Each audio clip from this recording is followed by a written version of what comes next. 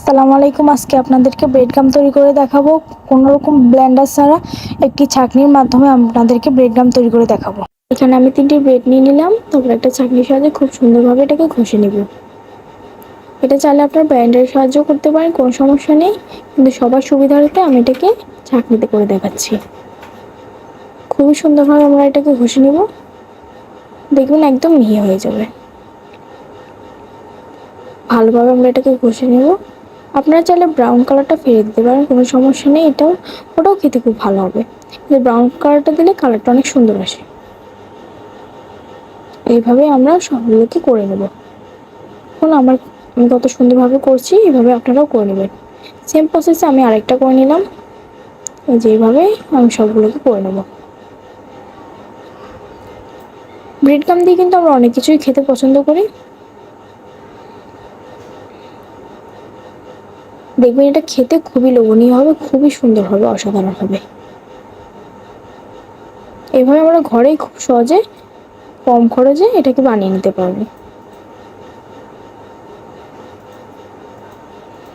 যেভাবে আমি আরেকটাও করে নিচ্ছি ভালোভাবে, আমারটা দেখে আপনারাও করে নেবেন। এটা খেতে কিন্তু অসাধারণ হবে। আমরা সবগুলোকে করে নিচ্ছি, এভাবে আপনারাও করে নেবেন। ভালোভাবে ঘষে নেবেন, দেখবেন একটা দানাও কিন্তু আমার পড়ে থাকবে না। খুবই সুন্দরভাবে আমরা এটাকে করে নিচ্ছি।